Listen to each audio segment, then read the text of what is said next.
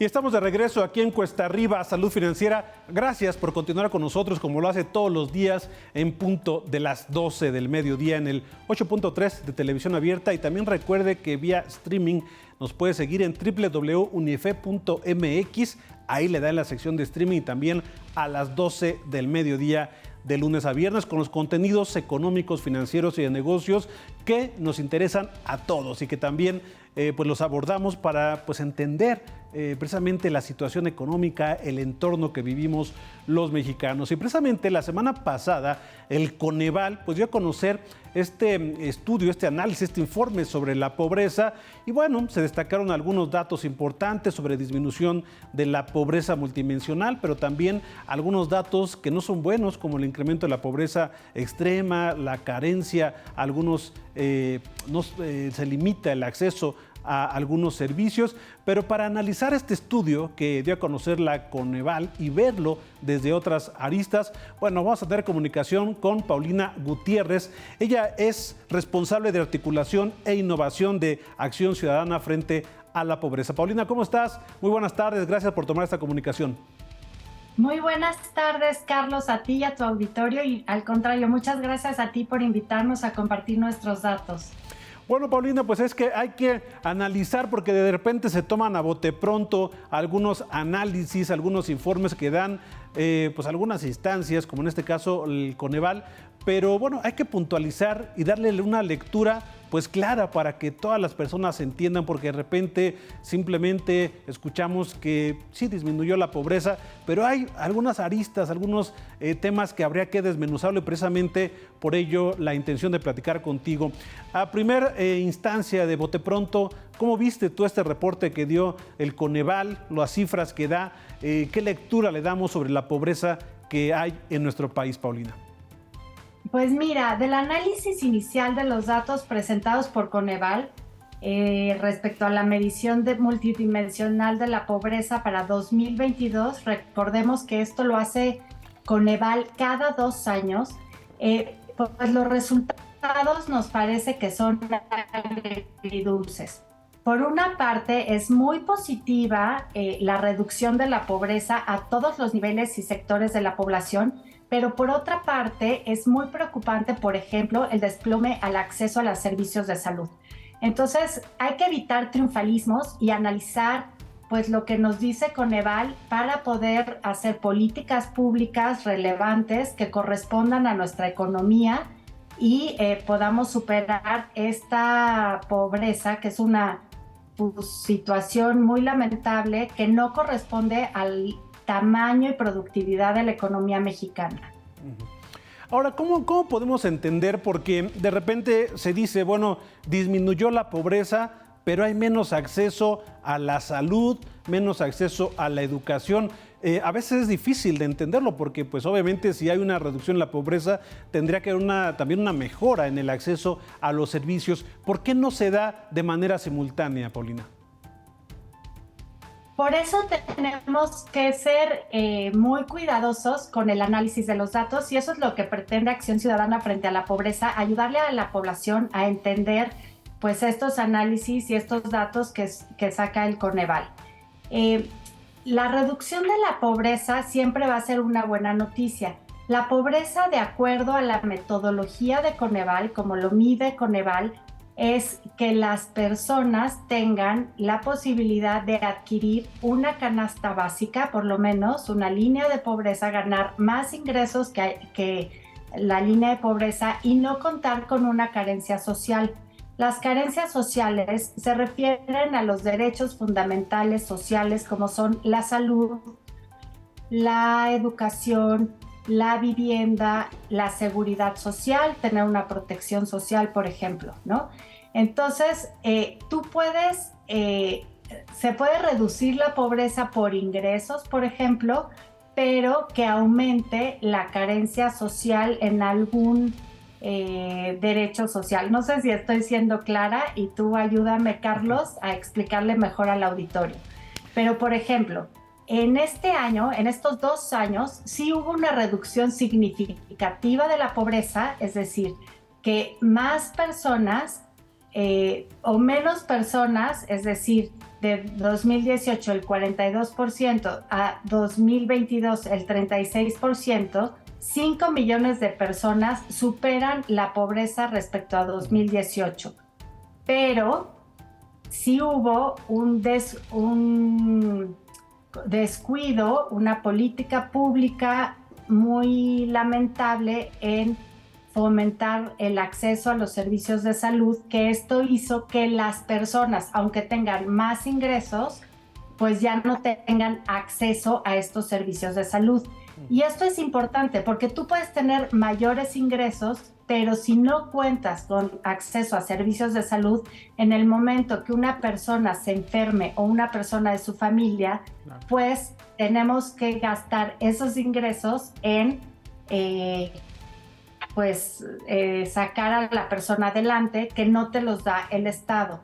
Claro. No sé si soy clara. Claro, sí, porque además por eso, de alguna forma, y lo que vemos, Paulina, que hay más consultorios privados en las colonias populares, farmacias también de diferentes franquicias, donde venden medicinas pues baratas también para el acceso a la mayor parte de la población, pero a final de cuentas es una erogación que hacen las familias y que de por sí, bueno, el ingreso, aunque ha mejorado el salario mínimo, bueno, no es tan importante y se gasta precisamente en ello. Pero precisamente sobre esto quisiera preguntarte ahora, Paulina, porque en esta administración federal de Andrés Manuel López Obrador, pues se destina gran cantidad de recursos para los programas sociales, esto que se denomina transferencias. Entonces, ¿qué tanto las transferencias, los programas sociales de esta administración federal han servido precisamente para reducir la pobreza, pero qué tanto no han servido para mejorar los servicios de tal forma que lleguen a toda la población, incluso aquella en los deciles más bajos? Exacto. Mira, nosotros en el análisis que presentamos, los datos muestran que la mejora del ingreso de los hogares de los primeros deciles, los de menor ingreso, tiene mucho más que ver con el ingreso al trabajo, no con las transferencias, ¿no? Uh-huh. Los ingresos del trabajo, o sea, los salarios, representan el 75% del ingreso de los hogares. Si consideramos los ingresos derivados también del trabajo, como son las pensiones, por ejemplo, jubilaciones y pensiones, esto llega a ser el 84% de los ingresos de los hogares, mientras que las transferencias gubernamentales representan únicamente el 3% de estos ingresos de los hogares, es decir, 2.80 pesos de cada 100 pesos del ingreso. Esto quiere decir que es casi nada, pero hay una cuestión que tenemos que tomar más importante. Si bien el monto total del gasto en las transferencias gubernamentales ha aumentado en 2022 respecto a 2018, 268% más, únicamente ha representado pues como 2.7 puntos porcentuales para evitar la pobreza. O sea, lo que hace Coneval, muestra Coneval que quitando las transferencias de los programas gubernamentales, la pobreza subiría de 36.3% a 39%. Uh-huh. Esto es 2.7 puntos porcentuales. Y hay que preguntarnos, ¿estos 2.7 puntos porcentuales corresponde al 268% de los incremento de los ingresos en transferencias gubernamentales? Pues nosotros consideramos que no, que estas transferencias gubernamentales no han influido en políticas públicas que ayuden a las personas a realmente salir de la pobreza, ayudarles a tener mejores acceso a servicios sociales, a derechos fundamentales como la salud, la educación, y a estar focalizados a las personas que más lo necesitan. Uh-huh. La encuesta nacional de ingresos y gastos muestran que las transferencias beneficiaron más a los deciles de la población que más ganan, y esto pues es inadmisible. Entonces sí tenemos que repensar, sí hay una mucho más inversión pública, un mayor gasto público en este gobierno, como ya dijimos, 268% más ingresos que en el pasado, más recursos que en el pasado, pero estos no han representado mucho mayor disminución de la pobreza, ¿no? Ahora, en este caso, todavía el caso de la pobreza extrema, pues todavía es más preocupante, porque, digamos, en la pobreza que se da a conocer en general, digamos, pues sí hay un avance, hay una mejora, pero en el caso de la pobreza extrema, esta se incrementa. Y en el estudio precisamente que hace frente a la pobreza, destacan que estos niveles de pobreza a quienes más afectan es a los niños y a los jóvenes. Entonces, esto todavía incrementa la problemática, Paulina, porque estamos hablando del futuro del país, ¿no?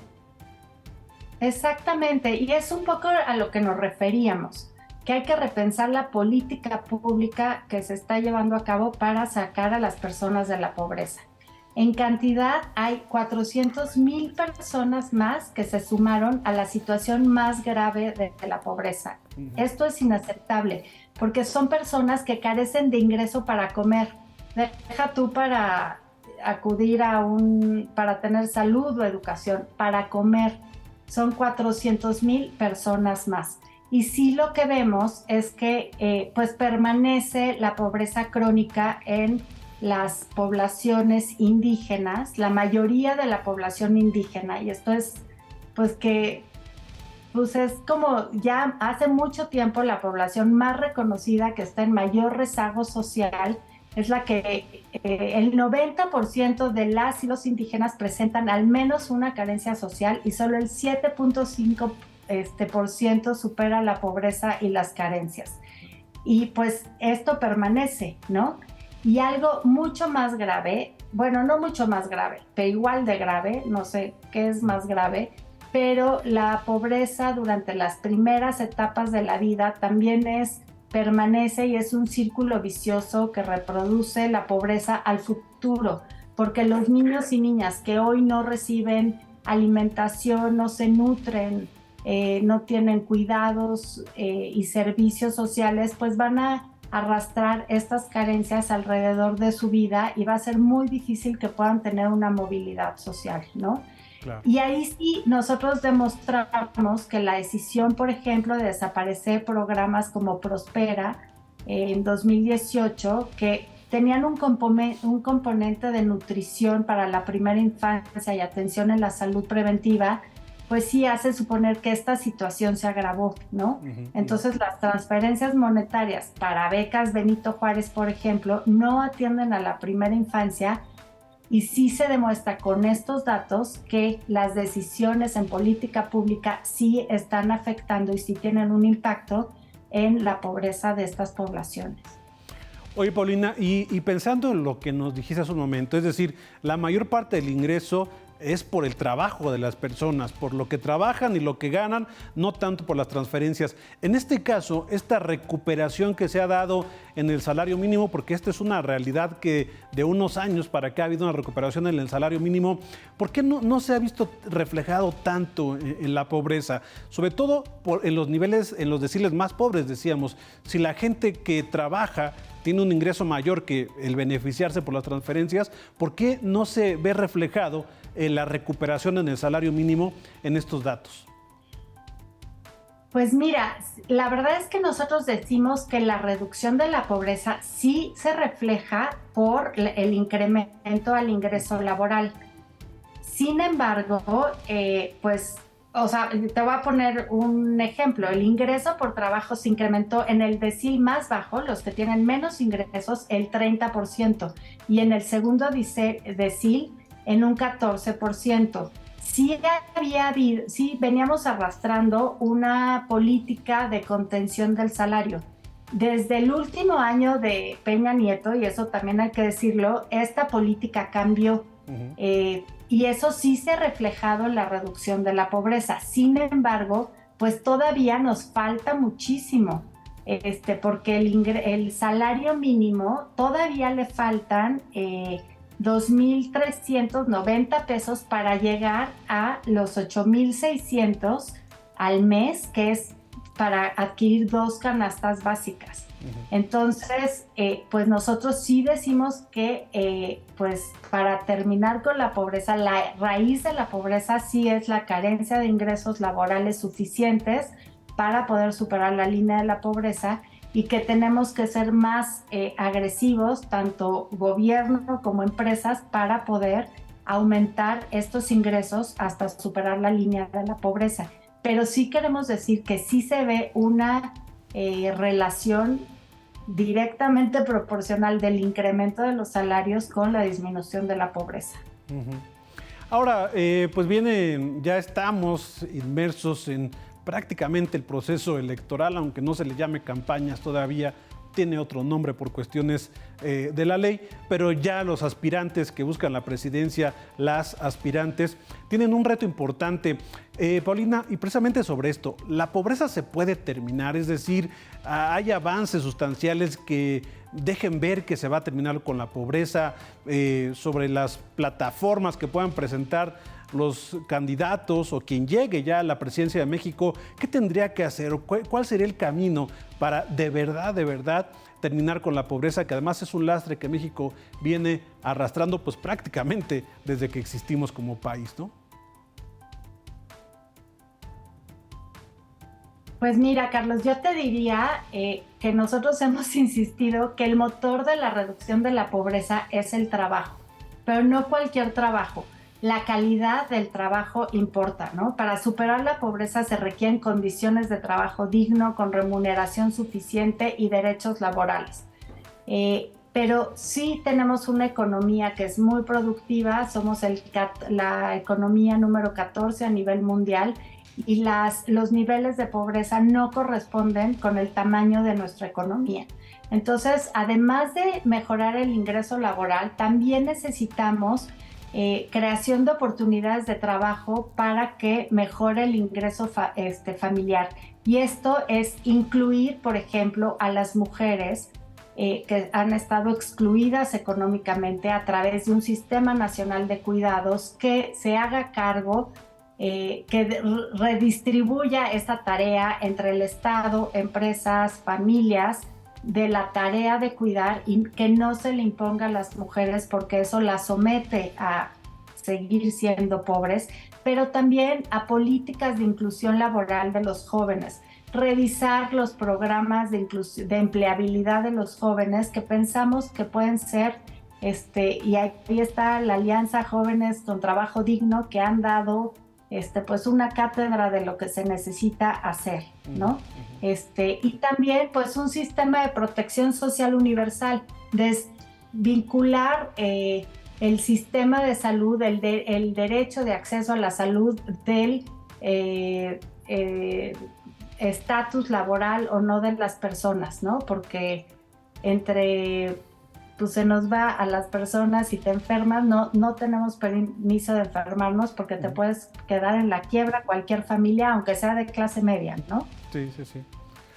Pues sin duda un tema importante, la pobreza siempre, además un tema importante, un tema sensible y que obliga precisamente ahora que estamos viendo a quienes buscan la presidencia, pues que los obliga a comprometerse para terminar con ello. Y bueno, pues estaremos analizando esto a detalle porque es un tema que da para mucho. Paulina, te agradezco mucho esta comunicación y seguramente estaremos abordando más adelante, si nos lo permites, pues otro tema relacionado con la pobreza y algo de las políticas públicas, qué tanto impactan, qué tanto sirven para que esta se reduzca. Gracias, Paulina, que tengas muy buena tarde. Gracias por esta comunicación. Muchas gracias a ti, Carlos, y por la oportunidad de compartir nuestra visión y nuestras propuestas. Gracias, Paulina Gutiérrez. Y bueno, pues ahí está el tema, la pobreza, un tema sin duda importante. Y bueno, pues esto a raíz de lo que dio a conocer la semana pasada el Consejo Nacional de Evaluación de la Política Social, el Coneval. Vamos a un corte, regresamos con más información aquí en Cuesta Arriba, Salud Financiera.